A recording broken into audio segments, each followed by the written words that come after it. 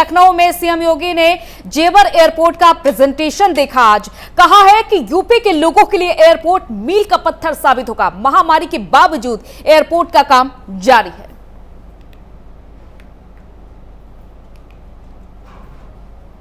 तो एयरपोर्ट का काम अगस्त से शुरू होगा। 7200 एकड़ में एयरपोर्ट बनकर तैयार होगा और फिलहाल पीपीपी मॉडल से एयरपोर्ट बनेगा, लेकिन प्रेजेंटेशन दिखाया जाएगा और इसके साथ ही साथ 16 से 30 तारीख के बीच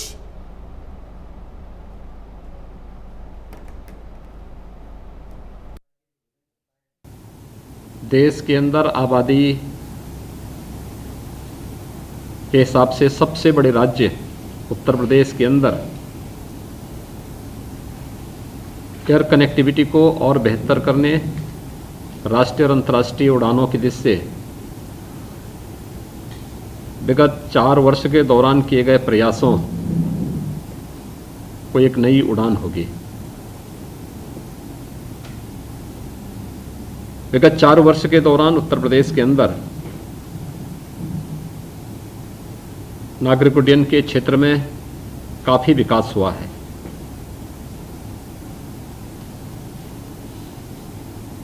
दो 2017 तक उत्तर प्रदेश के अंदर मात्र 4 एयरपोर्ट फंक्शनल थे। उनमें भी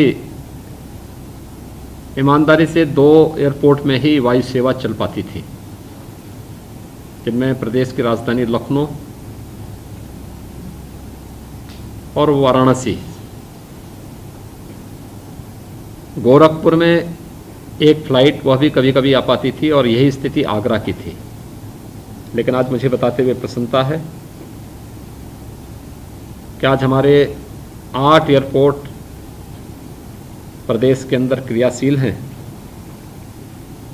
और जहां 2017 के पहले हम केवल लखनऊ, वाराणसी, गोरखपुर और आगरा से केवल 25 गंतव्य तक की वायु सेवा प्रदान कर पा रहे थे, आज ये वायु सेवा लगभग 3 गुना बढ़ चुकी है। 71 गंतव्यों तक ये वायु सेवा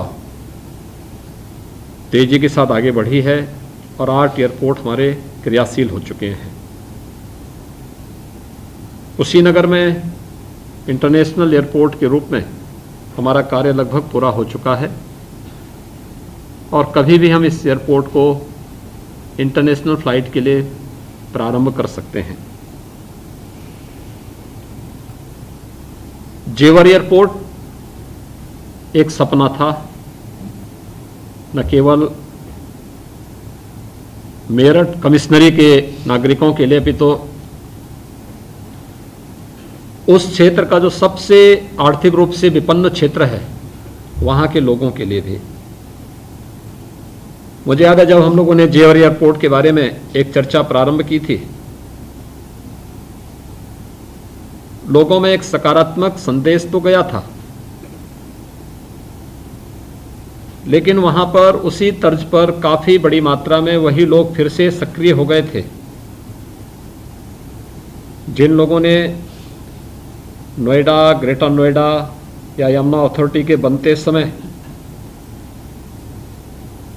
मीडिएटर बनकर के विकास के कार्यों को बाधित किया, और उस समय जिला प्रशासन के सहयोग से हम लोगों ने किसानों से सीधे बातचीत की। मैं अभिनंदन करूंगा जेवर एयरपोर्ट के अंतर्गत आने वाले उन सभी गांवों के किसानों का, जिन्होंने हमें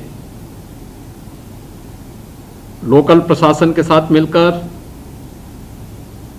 भूमि अधिग्रहण की दिशा से सकारात्मक माहौल बनाने में योगदान दिया।